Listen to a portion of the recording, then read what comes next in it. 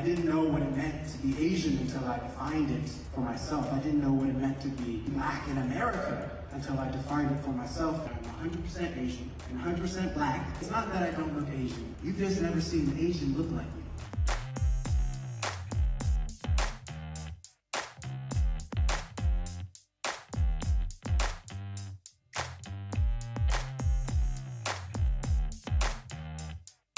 It's crazy when people are surprised after their initial surprise when I tell them that I'm Chinese. Let me explain. First, they're surprised that I'm Chinese because of the way I look to them. I don't look like a Chinese person. But then they're surprised that I know so much about the culture, that I know how to use chopsticks, that it's disrespectful to take the last piece, that a B+ is an F-, that soy sauce on white rice is blasphemy, and that to your grandma, you'll always be too skinny or too fat. Never in between. They're all like, how do you know all this? Why are you so surprised? Like, I told you I'm Chinese. I'm Chinese for real.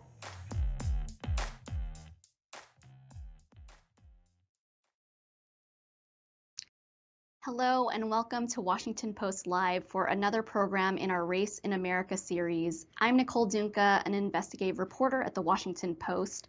We're at the tail end of Asian American Pacific Islander Heritage Month, and today we're really excited to talk with actor and content creator Ryan Alexander Holmes. He'll talk a little bit about embracing his heritage. Thank you so much for coming to speak with us today, Ryan. Thanks for having me, Nicole. Let's get started. I mean, you're known for creating social media videos about both your Black and Chinese heritage. We saw one of those right there. I mean, what inspired you to start making these videos? Just trying to reverse sort of like a lifelong sort of insecurity of talking about my culture and embracing that. I started making content during BLM and Stop Asian Hate. So I was seeing both of those tragedies happen in real time, but then I started to see sort of Black people and Asian people starting to attack each other as if each other were the problem. And then I was like, I feel like I have to speak about this. And so I started making content. And the way that I express myself is seriously unserious. There's always humor and there's always levity, even amongst the pain. And I felt that was the best way to bring people together. Yeah, we love to laugh along with your videos, and we actually have one of those clips right now where you're using humor to talk about your heritage. Let's take a look. A lot of mixed kids be sounding like Dr. Seuss. I'm half this, I'm half that. I don't fit in here, I don't fit in there, I don't fit in anywhere. This ain't green eggs and ham, all right? Maybe because mixed kids, we're a mixture of so many beautiful things that we fit in everywhere. How about that? It's time for you to stop viewing yourself from a perspective of deficit and instead view yourself from a perspective of wholeness. And stop talking like Dr. Seuss. No disrespect to Dr. Seuss, but I'm sure a lot of people can relate to that. Yeah. You talk about being not half Black and half Chinese, but 100% Black and 100% Chinese. I mean, why is it so important to you to talk about viewing this from, as you said, a perspective of wholeness?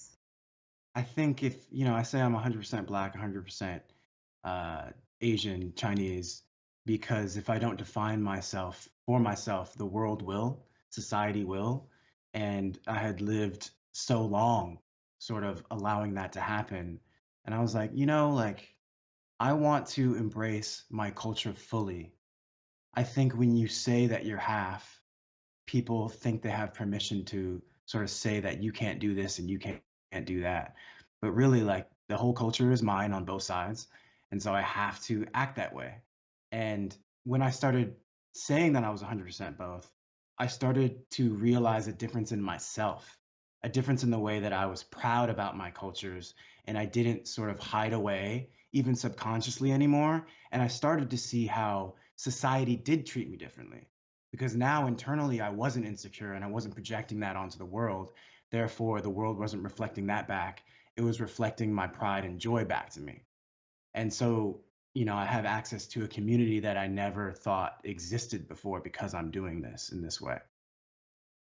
That's great. I mean, you talk a lot about growing up in LA. You talk about your father, Reginald, your mother, Daisy, who's a Chinese immigrant. And you've spoken a lot about the community you grew up with, where there were a lot of Asian and white people around you saying that they could teach you how to be Black. Can you talk a little bit more about that and how you felt growing Yeah. up? Yeah, man, you brought the pictures of the family, man. I don't get emotional right now. No, but yeah, I grew up with kids that didn't look like me. And this is in like post LA riots, LA. And so there was a lot of my peers who, you know, I was the only Black kid that they knew. And they had been conditioned to think that they could tell me what Black was because of how they've been conditioned to think what Black was by what they consumed in the media at the time. Um, and that was not an accurate representation of what the Black community was and what it meant to be Black.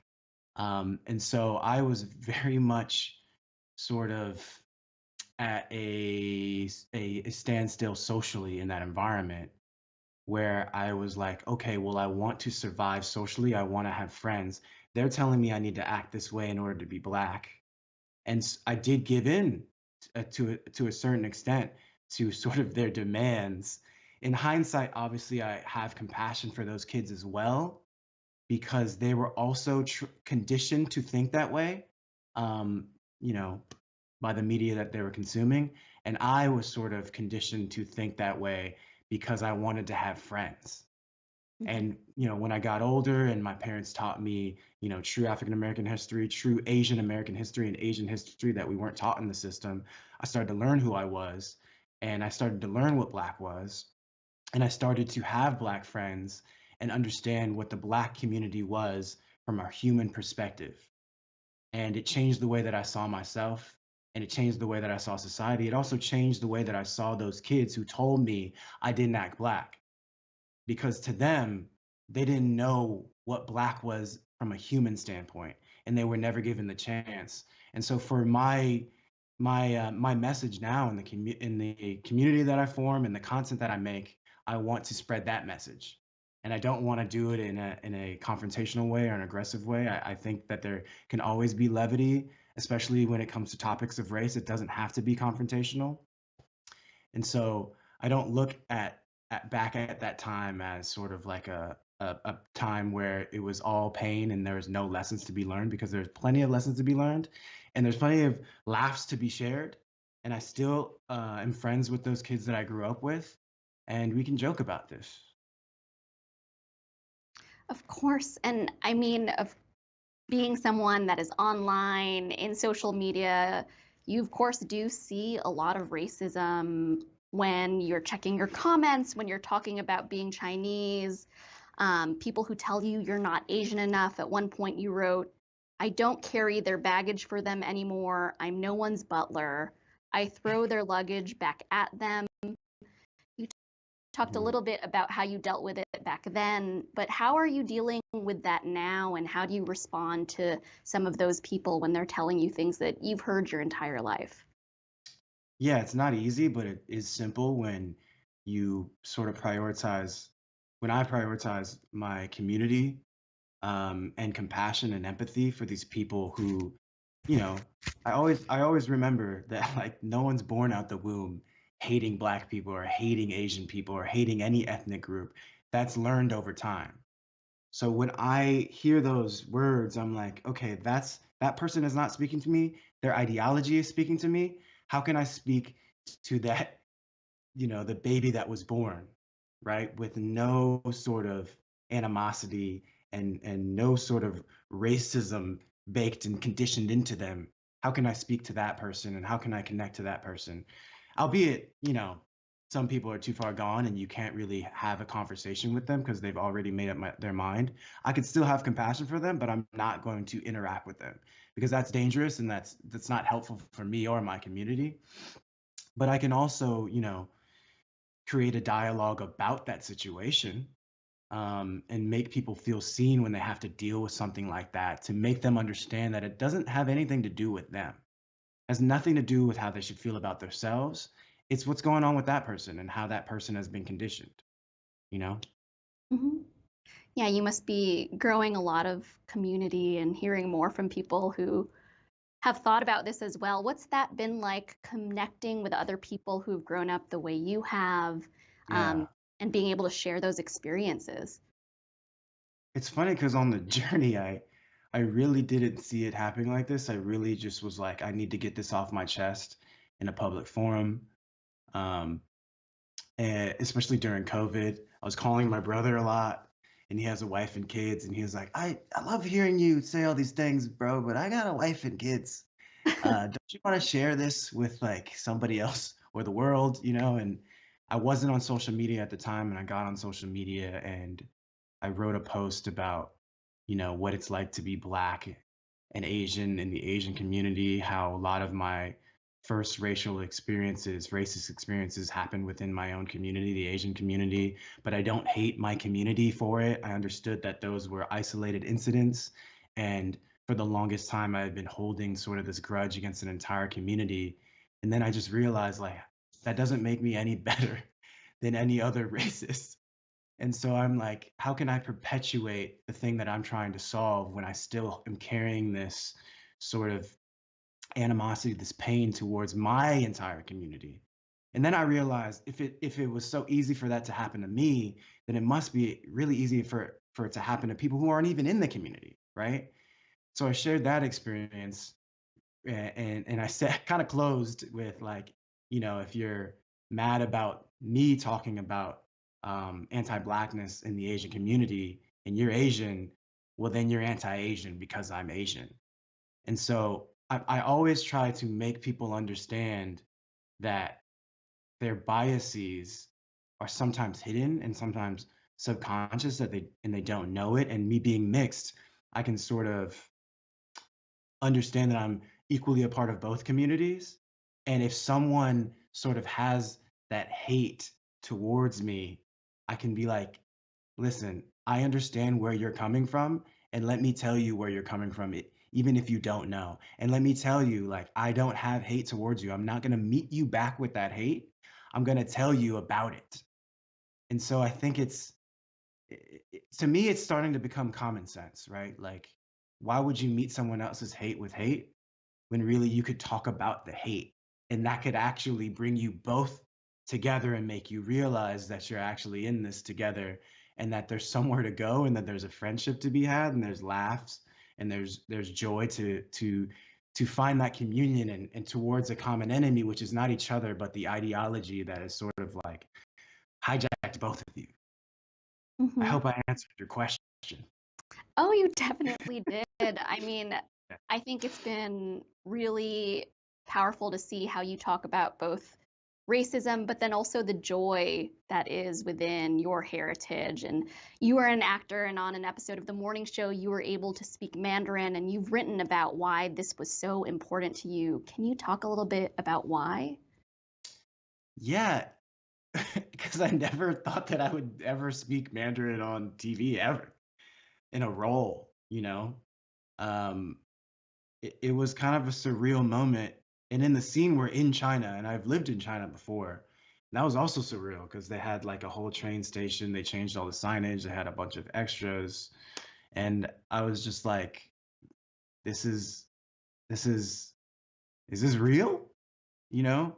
Um, and I think as I keep going towards this identity journey where I'm like fully embracing and prioritizing who I really am and not what I want society to believe that I am, I find myself in situations where, kid Ryan or teenage Ryan never would have dreamed of for himself.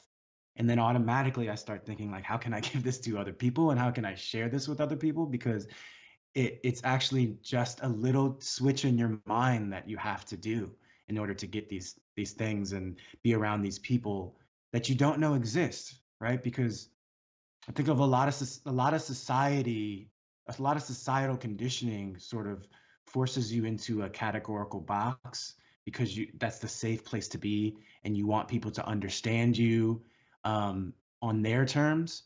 But if you really start prioritizing understanding yourself on your terms, then people have no choice but to accept that, you know? And it might be a lonely journey for a little bit, but it won't be for long, because once you start emanating that sort of outward to the world, people start gravitating towards that. Like people start gravitating towards that, and it feels great. And I want to share that with people, and I want people to know that that exists. You know? Yeah, that's heartening to see, Hollywood being able to embrace kind of the diversities even within people.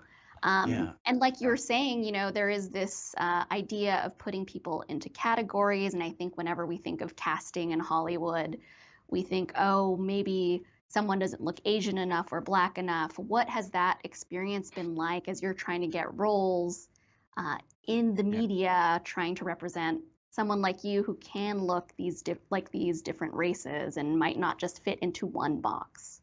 Yes. I'm not delusional, and I know that this is gonna take steps, you know? And so for me, I'm like, what can I do on my end? And I think social media offers, uh, so social media is not all good and not all bad, you know? I think for me, I found the goodness in it and the message that I can show, but also it's allowed me to um, be myself in a way every day and create content every day. It's put myself in the driver's seat where I'm not necessarily waiting for a role to be written. I'm writing these roles and writing these skits for myself, and I can do that every day. It's very empowering for me as an artist, and it's definitely pushed me forward in the sense that I want to create and write my own shows and help sort of propagate the understanding that, I say that it's not that I don't look Asian, you've just never seen an Asian like me before. And that was very profound when I first said it, but as I keep saying it, I'm like, no, that's just common sense. Like if a person is that ethnicity, then therefore they do look like that ethnicity, right? It's a representation problem. It's because you haven't seen enough of us to understand that, no, that person does look Black and Asian, or that person does look that particular mixed ethnicity. Um, and so I want to make the world understand that it is possible to look like this and be Asian. It's possible to look like something, another mix, and be that, and that we are like humans in society, and that we should have that representation. I'm laughing because I'm just like, I understand that that is my reality, and that is the reality for a lot of people in my community. And so we're just like, can y'all catch up? Can the representation catch up to that? Because we've been living our lives our whole lives, and we've seen each other our whole lives. So we'd like to see that on screen. And like, Hollywood's a business, and it's like, hey, there's like a whole group of people that have money and will spend that amount of money to see themselves represented. And so like it's a win-win. It's a win-win. I know that people are scared of change, and especially when money's involved in terms of business, and you're running a business, you're like, well, this hasn't been proven yet, but there's a lot of untapped potential in the mixed community. It's the highest growing demographic in America, and here we come. The beige takeover is upon us. Do you Yeah. see the industry really being open to that right now? Do you see steps toward that? Yeah. I see steps towards that. I see hope. I see that there's communities forming within Hollywood, that are really rallying for each other and themselves. And I see Hollywood sort of opening their eyes to the potential of what that means in terms of creating projects that have staying power and also could have world renown for sure. And I'd love to turn to some of your activism. You were talking a little bit about being outspoken about Black Lives Matter, anti-Asian hate, and anti-Blackness even within the Asian community. And you've talked about being a bridge in those communities. And can you talk a little bit more about challenges now that you see about having these groups support each other sometimes when there is a lot of history, there are a lot of stereotypes to contend with? Yeah, I think really the crux of it all is understanding our history, which a lot of us don't, because the system doesn't really teach us our history. But if they do, it's really not from our perspective, from our own mouths and in our own communities. I think I learned so much from my parents about, my parents had me do a lot of parent homework on the side of my already homework from school. And a lot of that homework was sort of um, from books and workbooks and textbooks that came from the community, right? That taught me Asian American history, that taught me African American history, that told me about our heroes in entertainment and social justice. And so I really started to view myself differently, very differently, because I started to see that being who I was actually empowering when, growing up in a community that didn't look like me, also in America, you don't really see that reflected. And that has a huge impact on you during your formative years, right? And I think, and still with all that, for me, I only started talking about my Asian side 4 years ago. Up until that point, I was only Asian in my household. I spoke the language, I celebrated the holidays, but as soon as I stepped out of that household, it was like, okay, I'll sort of conform, even subconsciously, sometimes consciously, to what I think the world sees me as. And so if we're talking about solidarity between communities, we need to take that into perspective. We need to understand how these communities view themselves inside their households, and then how they view themselves out in American society and society in general, and have that conversation. Because once we have that conversation, then we'll realize that we're not different. We have a lot of similarities in how we feel in terms of our insecurities and our differences, and we can come together just based off that. I grew up in a community that was mostly white and mostly Asian as well, and it was 0.00%, 0.01% Black. I was at 0.001%. Mm-hmm. But there were Asians that I was trying to prove my Asian to, these peers. And what I didn't know is they were trying to be American while I was trying to prove my Asianness to them. But we never had that conversation until decades later. Mm-hmm. So I just imagine, like, what would that conversation have been like? Like, oh, I'm trying to be like you. Well, I'm trying to be like them. Why don't we just try to be like ourselves? And I think that would have changed the whole trajectory of like how we felt about ourselves in that moment in real time. Yeah, and I feel like the Asian American identity can be quite complex. And you've also talked about traveling in Asia and being someone who can speak Mandarin when you're in Asia. How has that been, trying to deal with racism there and also trying to bridge the communities over there when Asian identity and Asian American identity can be so different sometimes? It can be very different. I think because I lived with Asian Americans when I lived out there, for some reason, I just thought that, like, my ancestry's from here. They're gonna roll a red carpet out and they're gonna be like, "Welcome home, our prodigal son." And of course, that didn't happen because my exterior, they saw something else. They didn't see their prodigal son. But what I realized through the Asian Americans that I lived with when I was out there was they felt the same way. They were like, they don't accept me either, man. I was like, they don't accept you? and it's the difference culturally. It's like the clothes that they're wearing. It's the way they speak their Chinese. And it's funny because when we go out together and I'd speak Chinese with an Asian American friend who couldn't speak Chinese, and I'm dealing with like the person we're buying something from, the person would always look at the person who looked Asian, even if I was speaking Chinese. And I'm like, this is kind of hilarious, actually.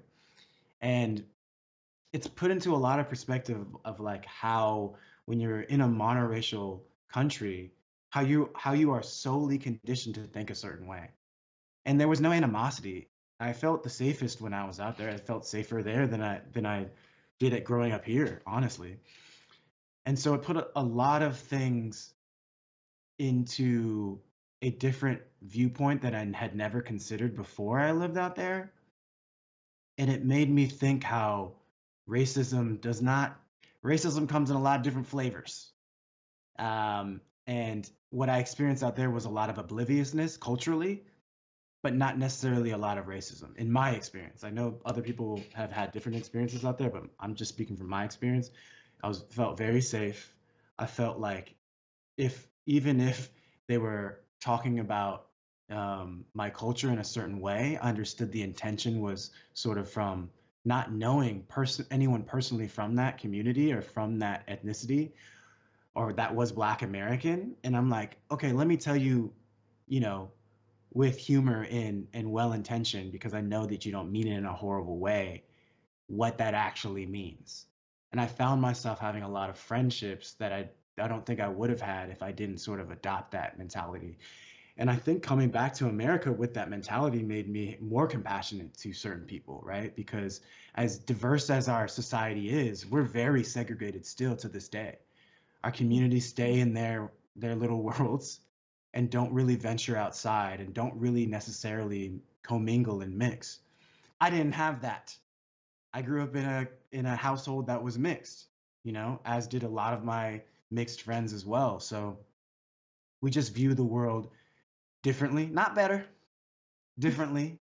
And we want to show that to the world. Like, you know, some people comment on my on my posts and they're like, how does your family get along so well? I'm like, because we love each other and we're family. What do you mean? Like you could be so conditioned to just think that like Black people and Asian people are born to not like each other, like it's in our blood. But really, no, we're conditioned as we grow up, separate from each other, to think that.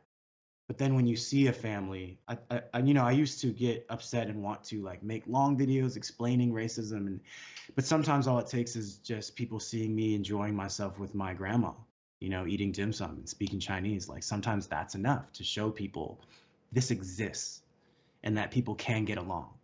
They don't need the lecture. They just need to see a cute little grandma with her Malaysian grandson eating dim sum. That's all it takes. Well, I also want to talk a little bit about, you embracing a lot of your Black heritage as well. You were a member of Kappa Alpha Psi, which Yes. is also members also include, House Minority Leader Hakeem Jeffries and former NFL player Colin Kaepernick. I mean, what was that like growing up and being part of this fraternity with such a storied history of activism and leadership in the Black community? Man, honestly, it's everything. Like those are my brothers for life. My father was a member, started the chapter at University of Florida. My brother was a member at Yale. My god brother was a member at UPenn. My cousin was a member at Stanford. You know, I was a member at Berkeley. It's it's this form of Black excellence that I feel like does not get enough credit, does not get enough representation. Not enough people outside of the Black community know about it, and I think that's a travesty, right? Because that's a whole world of, I'll say it again, Black excellence that the world needs to know, that we should be known for that. That should be a part of the zeitgeist of Blackness in the world. And there's not enough of that. There's really not enough of that. And I'm very much a proud member of the fraternity and the organization, and I want to spread their message. Their message is achievement, and I think I'm doing that pretty well.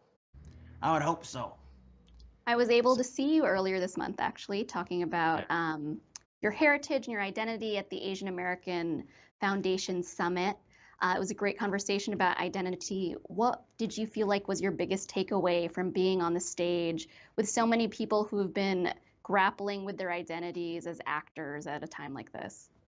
It was another surreal moment where I felt, wow, like people really care about me as a community member, and I'm one of us, you know? I don't say like, I almost said one of them, but that's like sort of the residue of feeling like I don't necessarily belong. I think belonging is something that I'm still coming to grips with, because it almost feels like, is this real? Because for the longest, the majority of my life, I felt like I didn't belong. And when I started just to myself being like, no, I do belong, and acting from that place, I find myself on panels where I'm talking with other mixed kids who are Asian, and at an Asian, shout out to Taff, We love TAF.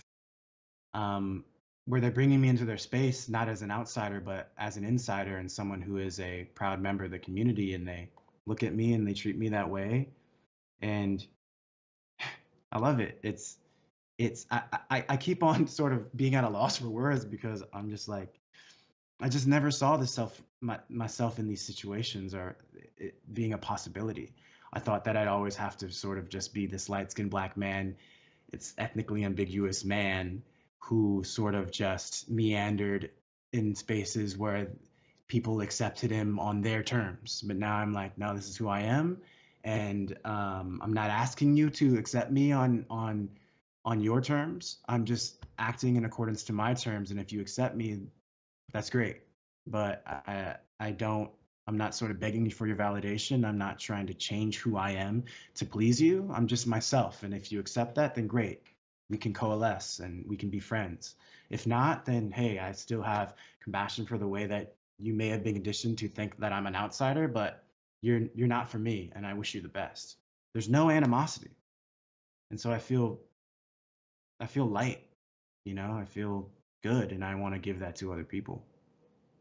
You talked about this earlier. You only started making these videos 4 years ago, and you talked about it on your Instagram, saying to be proud to be Asian, to celebrate all the parts of what that means. That's a powerful thing. I didn't start leaning into it until 4 years ago.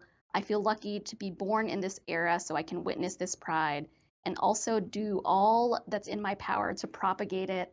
What's next in the next 4 years? Where do you see yourself in 4 years? Oh my God. Yeah, I feel myself venturing deeper into Hollywood for sure. Writing a TV show that sort of expresses all the things we just said in this conversation. A documentary, like exploiting all the forms of art on this artistic journey. Writing a book, podcast, just doubling down on this, on what I'm speaking about, because for the longest time I never thought it was valuable or anyone would care. And so just continuing to propagate this message into the world to serve other people. Well, that is a very full agenda for the next 4 years. I'm glad we could lay it out here. But unfortunately, we're out of time. We could talk all day, but we're going to have to leave it here. Thank you so much for joining me, Ryan Alexander Holmes. It's been really great to talk to you. You as well. Thank you, Nicole. And thanks to all of you for watching. For more of these important conversations, please sign up for a Washington Post subscription. You can get a free trial by visiting WashingtonPostLive.com, WashingtonPost.com/live. I'm Nicole Dungca, and thank you so much for joining this conversation.